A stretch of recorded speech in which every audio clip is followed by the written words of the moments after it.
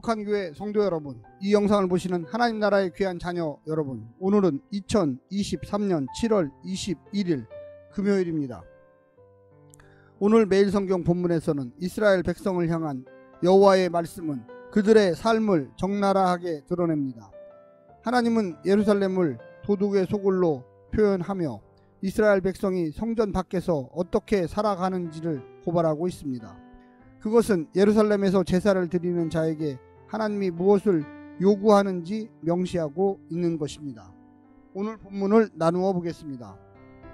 예레미야 7장 16절부터 20절, 진노하는 하나님, 기도 금지, 고발, 여호와의 분노, 심판 선언.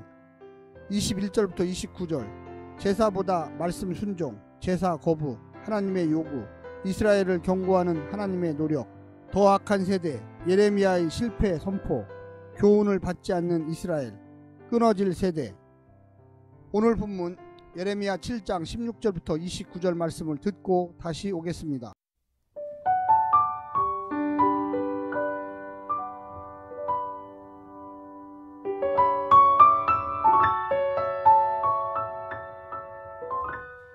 그런즉 너는 이 백성을 위하여 기도하지 말라. 그들을 위하여 부르짖어 구하지 말라. 내게 간구하지 말라. 내가 내게서 듣지 아니하리라.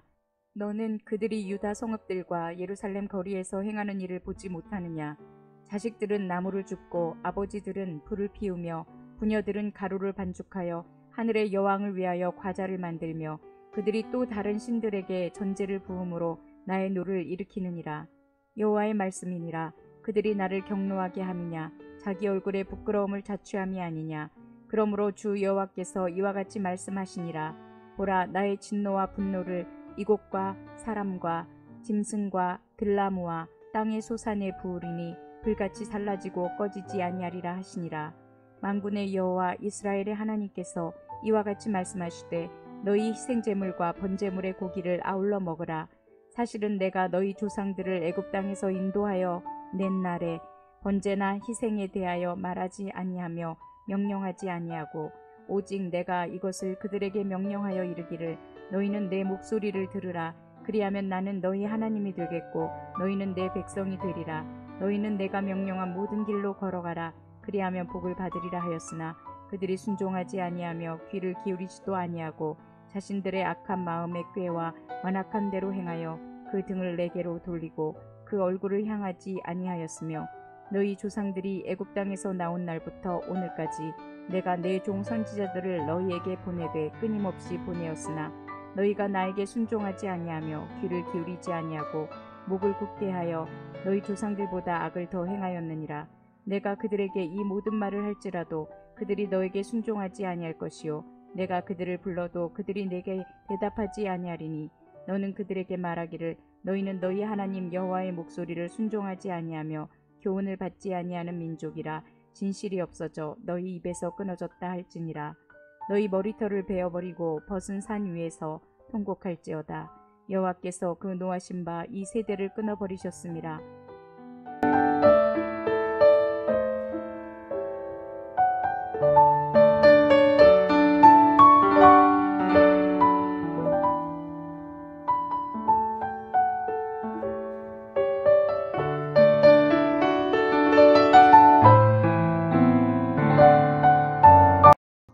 여호와는 예레미야가 이스라엘을 위해 기도하지 말라고 합니다.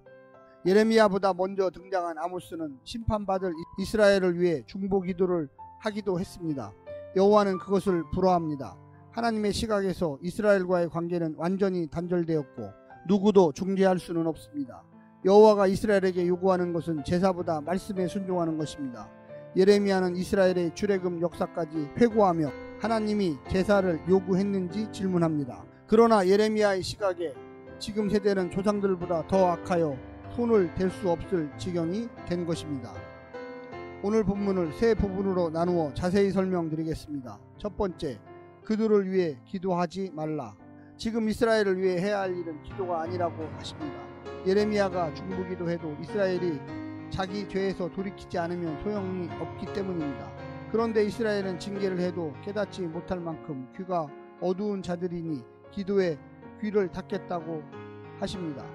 자신들의 악한 꾀와 완악한 마음대로 행하여 하나님께 등을 돌리는 자들을 위해 그간 숱한 선지자들을 끊임없이 보냈지만 조상들보다 더한 죄를 짓고 있기 때문입니다.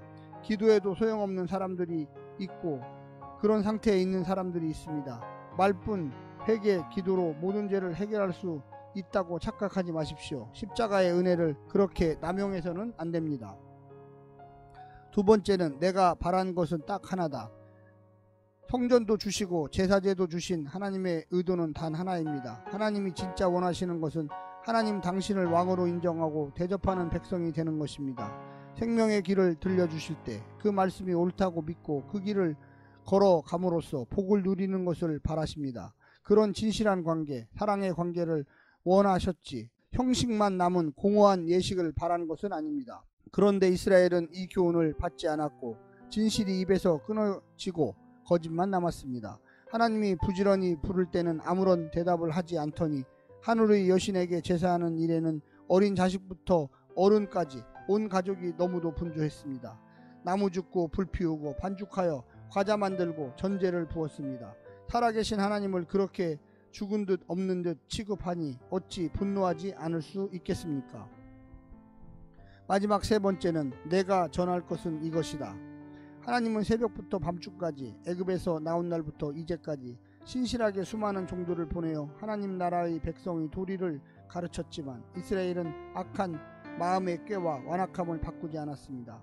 자기 마음에 드는 말씀이 들릴 때까지 교훈을 받지 않았고 전혀 대답하지 않았고 그들의 입에서 진실이 사라진 지 오래가 되었습니다. 그러니 이제 그들에게 전할 것은 희망이 아니라 절망입니다. 구원이 아니라 멸망입니다. 축복이 아니라 심판입니다.